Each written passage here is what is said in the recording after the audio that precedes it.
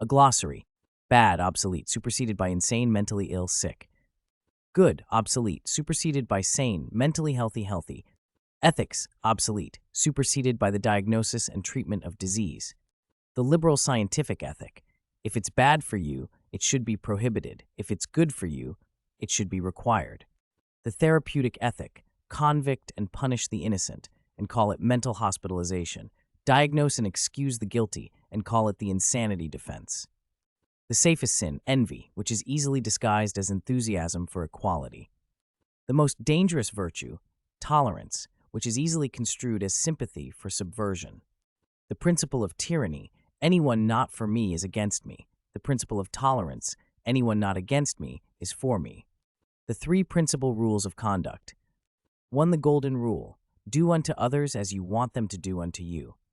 2. The rule of respect, do unto others as they want you to do unto them.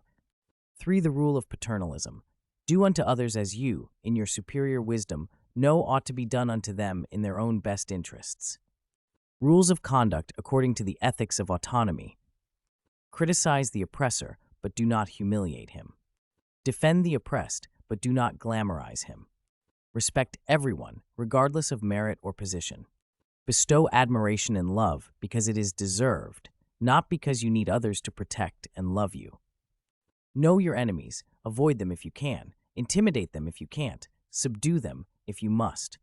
Honor your friends, be loyal to them if you can, warn them if you can't.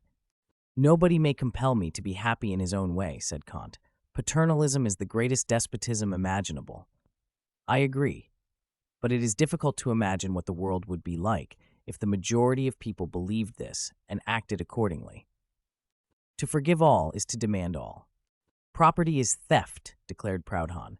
This maxim became the credo of the communists and prompted Shaw to declare it the only perfect truism that has been uttered on the subject. But suppose a man goes into the mountains, brings back a piece of marble, and carves a beautiful statue out of it. He will have created property. He will own the statue, and there will be others who will desire it for themselves. From whom has he stolen it? Truly, the anti-capitalist mentality is no less fanatical in its disregard of facts than the revealed religions have been. When is a choice not a choice?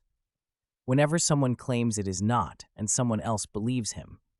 For example, the agent himself may assert that his choice was not a choice, say when a man who has killed another claims that he is not guilty of murder by reason of insanity, or someone other than the actor may assert that the actor's choice was not a choice, say when the parents of a woman who starves herself claim that she is suffering from anorexia nervosa.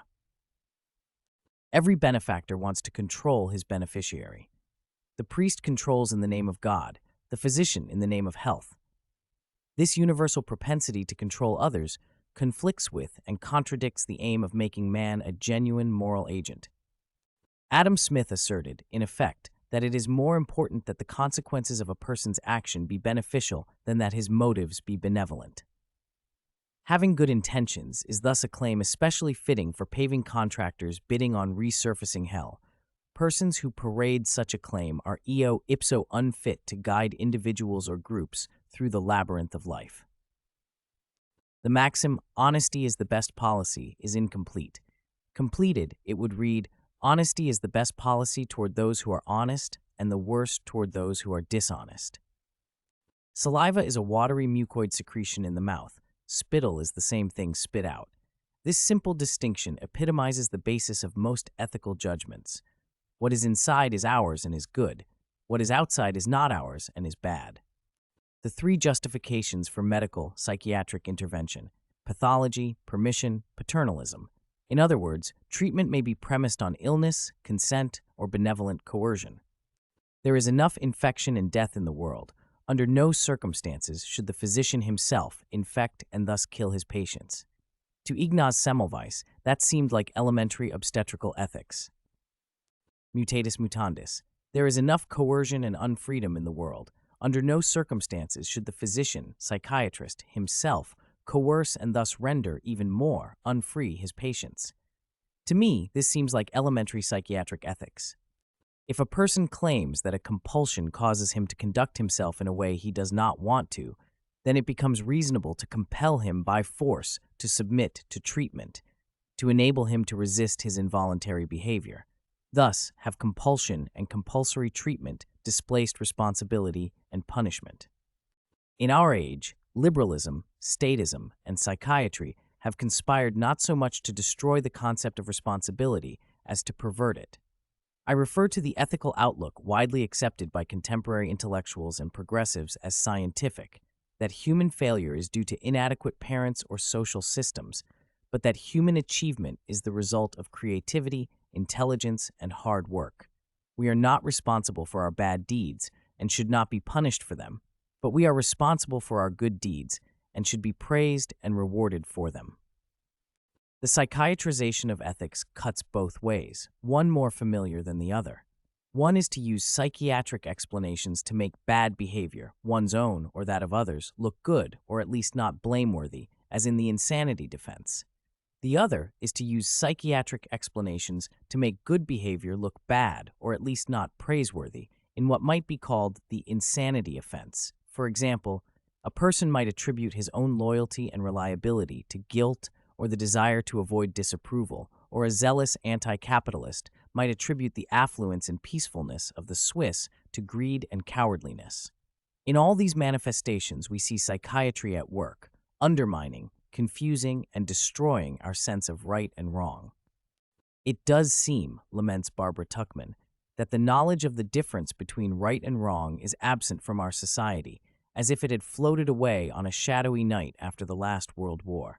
So remote is the concept that even to speak of right and wrong marks one to the younger generation as old-fashioned, reactionary, and out of touch.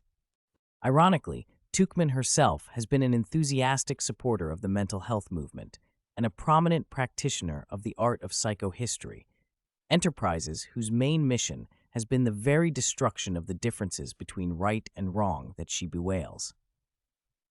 More than a quarter of a century ago, I warned against this danger, citing the program for modem psychiatry outlined by Brock Chisholm at the end of World War II.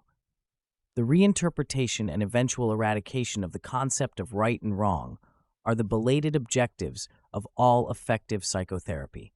If the race is to be freed from its crippling burden of good and evil, it must be the psychiatrists who take the original responsibility. This is a challenge which must be met. Psychiatrists have met the challenge and, aided and abetted by intellectuals, journalists, clergymen, and jurists, helped to destroy the difference between right and wrong and replace it with the difference between mentally healthy and mentally ill. In the United States today, the legal penalty for killing another person with poison may be less than it is for poisoning oneself with certain prohibited drugs. Nothing could more dramatically symbolize that we now regard heteronomy as blessed and autonomy as cursed. A gun is fired, and as a result, a person suffers a bullet wound. Such a person is injured, he is sick, he is a patient. For most people today, the last three sentences assert the same proposition, namely that such a person has a disease, a bullet wound. Insofar as people now believe, as many do, that it is irrelevant or even immoral to inquire into the details of such a patient's personal and social situation, that all such patients are victims who have a right to medical care, and perhaps to much more. In short, to the extent to which their gaze encompasses only objects, such as guns, bullets, and wounds, and excludes persons as moral agents, to that extent we have lost the ability to make the morally relevant discriminations and judgments necessary at every moment of our waking life. Physicians are not exempt from this rule. Possessing medical credentials ought to increase, rather than diminish, this universal moral burden of being human. Although we extol individual liberty and responsibility, we have not yet reached the stage of truly valuing autonomy.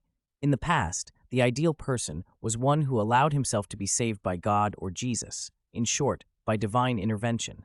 Today, the ideal person is one who allows himself to be treated by medical science or physicians, in short, by medical intervention. Every creed, philosophy, political system that prescribes how people should live is bound to be wrong, in the sense that it sets itself against the fundamental human needs for autonomy and diversity. Like space, time is a kind of territory.